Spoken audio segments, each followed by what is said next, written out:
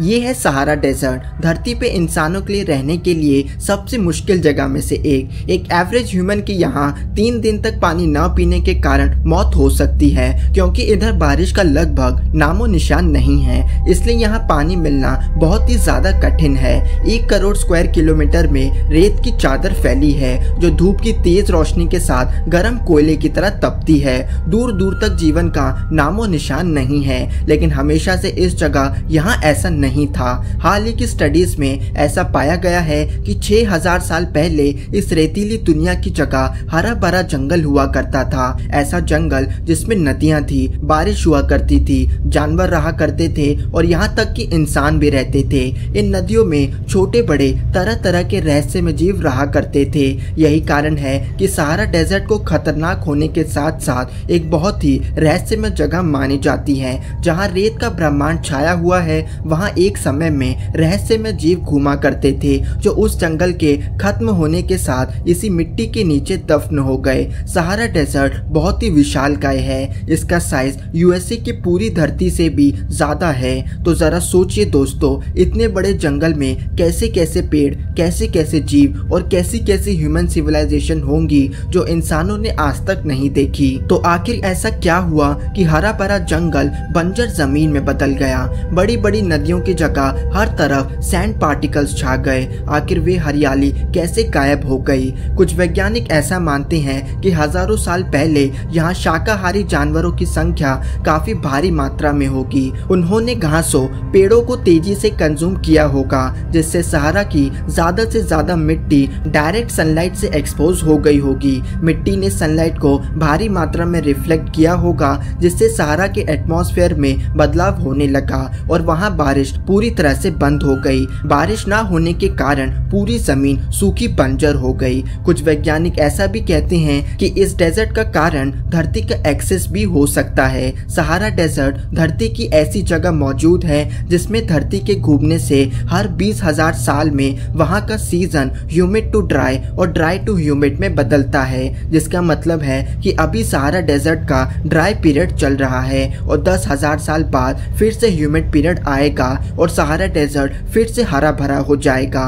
लेकिन हरा भरा जंगल और नदियां ही यहाँ का रहस्य नहीं है, बल्कि करोड़ों साल पहले डायनासोर के जमाने में यहाँ टैथी ओशन बहा करती थी। उस समय इस विशालकाय गहरे समंदर में एक से बढ़कर एक दानव रहते थे। मोसेसॉर, लाइप्लेरोडॉन, इथियोसॉरस, यहाँ तक कि मेगालोडॉन भी कभी यहाँ तैरा करती थी। लेकिन वैज्ञानिक ऐसा मानते हैं कि टैथी ओशन आज के वेल्स के पूर्वजों का घर हुआ करता था। जरा सोचिए दोस्तों, जहां आज सहारा डेजर्ट है, वहां कभी भयंकर विशालकाय वेल्स तैरा करती थी। अर्ली 20th सेंचुरी में वैज्ञानिक तब हैरान रह गए जब सहारा डेजर्ट की मिट्टी के नीचे से एक वेल का फॉसिल मिला। वे फॉसिल भी ऐसी वैसी वेल का नहीं था, बल्कि बासिलोसॉरस का था। बासिलोसॉरस वे जीव थे जिनका साइज 70 फीट हुआ करता था, यानी कि एक मेगालोडॉन से भी ज्यादा बड़ा। हालांकि वे अपने छोटे लिम्स के कारण वे काफी धीरे तैरा करते थे, लेकिन वे उस समय का समंदर का सबसे विशाल शिकारी हुआ करता था। उसी जगह से ढेरों बासिलोसॉरस के और फॉसिल मिले और सहारा डेजर्ट की इस जगह का नाम आज वैली ऑफ वेल्स से जाना जाता है। सिर्फ वेल्स ही नहीं, प्री हिस्टोरिक स्नेक्स, टर्टल्स, मैनिटीज और कई अन्य जीवों के भी यहाँ अवशेष पाए गए हैं। लेकिन सहारा डेजर्ट अपने अंदर कई और राज दफन करे हुए हैं। सिर्फ समुद्री शिकारी ही नहीं, बल्कि एक समय में इधर डायनासोर भी घूमा करते थे। साल 1981 में एक विशालकाय डायनासोर का फॉसिल पाया गया। वे फॉसिल भी सबसे विशाल डायनासोर माने जाने वाले में से एक सौरोपॉड्स का था। इस डायनासोर का साइज 109 फीट रहा होगा और वजन करीब 60 टन होगा। लेकिन यह तो कुछ भी नहीं। साल 2018 में वैज्ञानिकों ने डेजर्ट के नीचे से एक और डायनासोर का फॉसिल खोजा, लेकिन ऐसा डायनासोर पहले कभी नहीं खोजा गया था। उस दिन वैज्ञानिकों ने डायनासोर की एक नई प्रजाति को ढूंढा था। इस डायनासोर का नाम रखा गया मैंसोसॉरस। इस खोज ने दुनिया में तहलका मचा दिया और सहारा डेजर्ट को और भी रहस्यमय माने जाने लगा।